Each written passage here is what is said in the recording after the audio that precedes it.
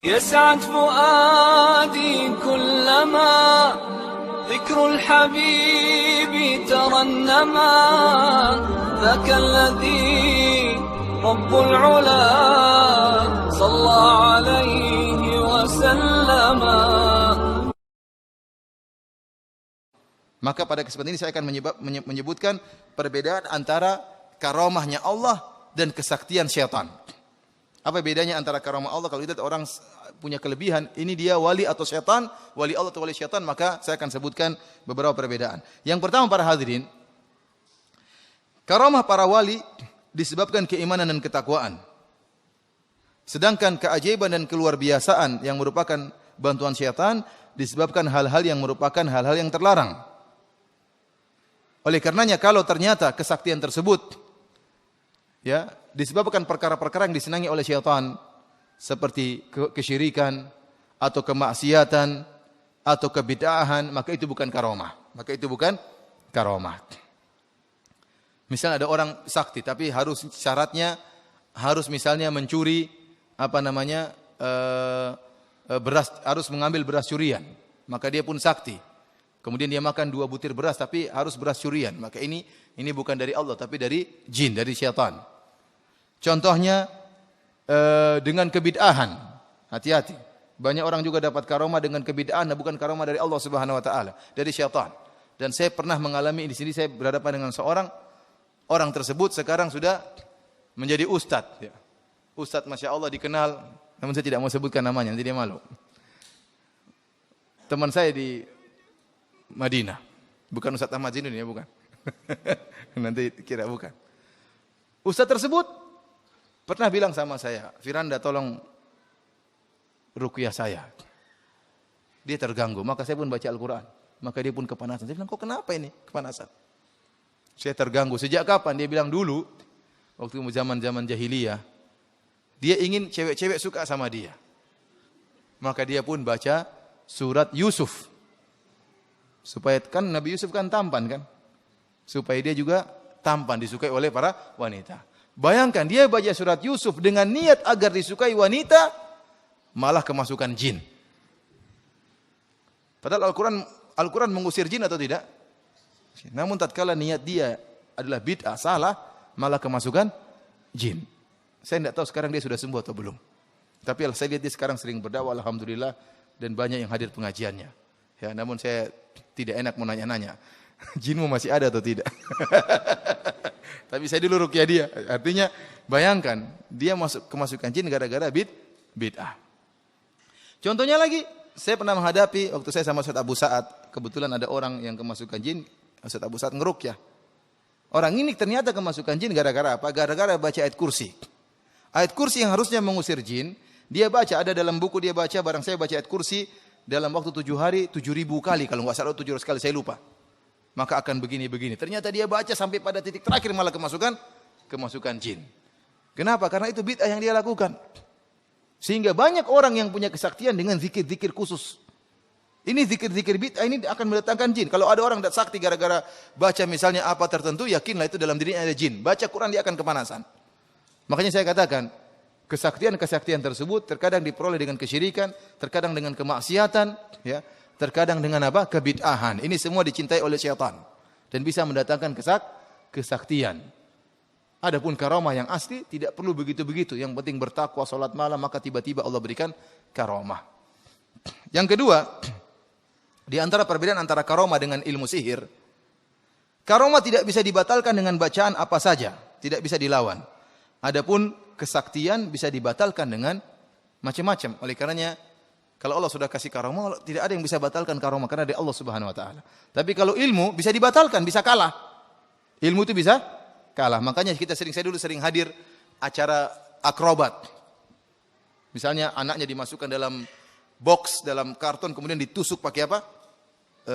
Pedang. Ditusuk, ternyata tidak mati. Namun sebelum dia mengadakan acara tersebut, dia mengatakan, kepada para hadirin sekalian, mohon maaf yang punya ilmu, kita tahu saya sedang mencari nafkah, maka tolong jangan ganggu saya. Kenapa dia takut kalau ada yang macam-macam ditikam anaknya mati betulan? Kenapa? Karena ilmu, kalau ilmu tersebut ilmu sihir, maka bisa dibatalkan dengan azan atau dengan ilmu sihir yang lebih sakti. Oleh karenanya antum tatkala terjadi kasus antara kaum muslimin dengan orang-orang Dayak, betapa banyak kaum muslimin yang sakti-sakti sebelum berperang. Pakai mandi kembang lah macam-macam, ternyata kalah juga. Kenapa? Setannya Dayak lebih sakti. Benar. Sampai ada seorang ikhwan lari, saya ketemu dia langsung, dia datang ke Pondok Jamilur Rahman. Dia dulu di UGM Fakultas Kehutanan. Dia datang dengan penuh ketakutan. Saya bilang, "Kenapa?" "Saya ini diangkat sebagai komando peperangan, komandan peperangan oleh orang-orang Dayak." "Kenapa?" Kata mereka, "Dalam diri saya banyak aliran raja." Jadi dia kabur. "Saya enggak mau jadi komandan, tapi dipaksa jadi apa? Komandan." Sampai dia bilang bagaimana ilmu yang sampai dia sering meruqyah dirinya. Dia sering putar murotal sampai rusak kaset, dia masukkan lagi tipnya rusak, dirusak sama jin. Sering ada gelegean seperti bau tikus busuk. Jadi jinnya terbakar sedikit demi sedikit. Artinya dia sakti sampai dia katakan kita bisa mendengar pembicaraan orang-orang tersebut yang musuh kita dengan seperti ada hewan, burung kita kirim maka kita dengar dia bicara apa.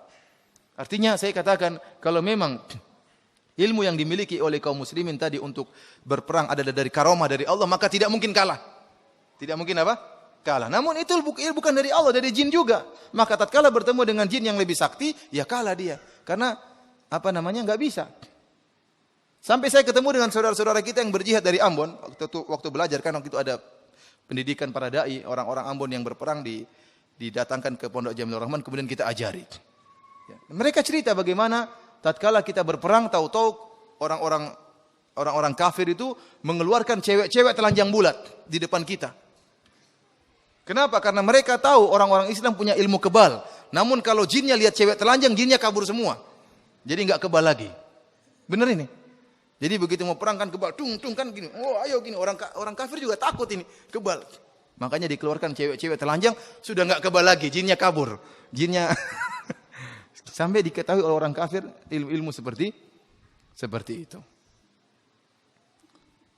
Oleh karena para hadirin rahmatillah subhanahu, kita katakan kalau itu karomah tidak mungkin dibatalkan dengan apapun. Tetapi kalau itu ilmu sihir atau ilmu dukun, maka bisa gagal dan bisa batal. Kemudian yang ketiga, perbedaan antara karomah dengan ilmu sihir. Karomah tidak ada ilmu untuk mempelajarinya. Orang dapat karomah tinggal dia sholat, tahu-tahu diberi karomah oleh Allah Subhanahu wa taala. Seperti Khalid ibn Walid, tahu-tahu dia minum racun tidak mati. Seperti Sa'ad bin Abi Waqqas, tidak pernah belajar ilmu karomah. Tahu-tahu kemudian tatkala dia hendak menyerang orang-orang kafir, sementara dibatasi oleh lautan, Allah jadikan lautan tersebut seperti tanah sehingga dia bisa naik kuda di atas lautan tersebut. Ini tidak ada ilmu untuk pelajarinya. Tiba-tiba Allah berikan apa? Karomah. Oleh karenanya kalau ada ilmu mencari karomah, harus begini, itu yakin bukan dari Allah Subhanahu wa taala, dari jin. Jadi karomah bukan ilmu baku. Karomah bukan ilmu baku. Karenanya para hadirin rahmatillah subhanahu wa ta'ala, dari sini kita tahu bahwasanya banyak ilmu-ilmu tenaga dalam itu bukan dari Islam, tapi menggunakan jin. Semakin banyak jin dalam tubuhnya, dia semakin sakti, semakin banyak ilmu yang dia miliki. Saya dengar ada ilmu tenaga dalam yang tidak pakai jin. Saya dengar katanya ada, Allah alam. Tetapi itu jelas bukan karomah, karena orang kafir juga bisa. Orang kafir juga bisa. Karena katanya karomah orang yang beriman. Kalau tenaga dalam, kok orang kafir juga bisa punya tenaga dalam? Ya. Apalagi kita lihat praktek-praktek tenaga dalam tersebut, ya, harus emosi, harus ini, harus macam-macam. Saya bilang kalau tenaga dalam itu dari Islam, itu karomah dari Islam. Harusnya Nabi Muhammad SAW tahu ilmu tersebut. Kita tanya sama mereka, kamu bilang ini ilmu tenaga dalam dari Islam. Nabi tahu enggak? Padahal kebutuhan terhadap tenaga dalam lebih dibutuhkan di zaman Nabi Muhammad SAW tatkala perang masih menggunakan pedang dan anak panah. Kenapa Nabi tidak tahu? Kenapa tidak ada diriwayatkan Abu Bakar kemudian begini-begini depan orang musyrikin, orang ketemu Abu Bakar sakti, enggak ada yang berani. Tapi mereka perang kemudian meninggal dunia sebagaimana yang lainnya. Kemudian ya ikhwan, saya heran ya. Benar-benar saya heran.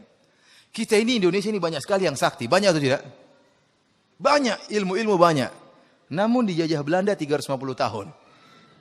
Apa faedahnya kesaktian tersebut? Katanya sakti jagoan, tapi dijajah Belanda 350 tahun nggak bisa apa-apa. Kemudian katanya kita ini orangnya sakti-sakti. Kenapa main bola kalah terus?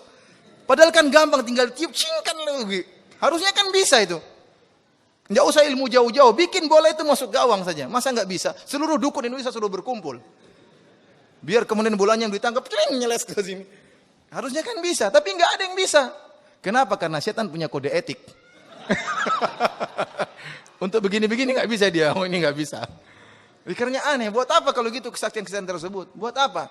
Buat apa kemudian mandi kembang kalau kemudian waktunya jihad, kemudian tidak jihad? Malah kemudian mungkin menjaga gereja, menjaga apa faedahnya kalau begitu sakti-sakti? Buat apa? Oleh karena para hadirin rahmati Allah Subhanahu wa taala, kita katakan bahwasanya itulah yang menjadi perbedaan, bahwasanya karamah yang datang dari Allah Subhanahu wa taala tidak dipelajari dan tidak bisa dibatalkan, datang dengan tiba-tiba sesuai dengan kebutuhan. Dan karamah tersebut terkadang tidak selama-lamanya, tiba-tiba hilang. Tiba-tiba hilang. Sa'ad bin Abi Waqqas yang kemudian menaikkan kudanya di atas air seperti apa? Seperti tanah, tidak setiap saat dia bisa bikin air seperti tanah.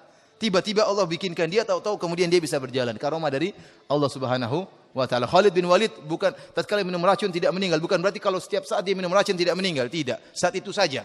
Ya, artinya saya katakan karamah Allah berikan berdasarkan apa? Kebutuhan. Dan tidak bisa dipelajari.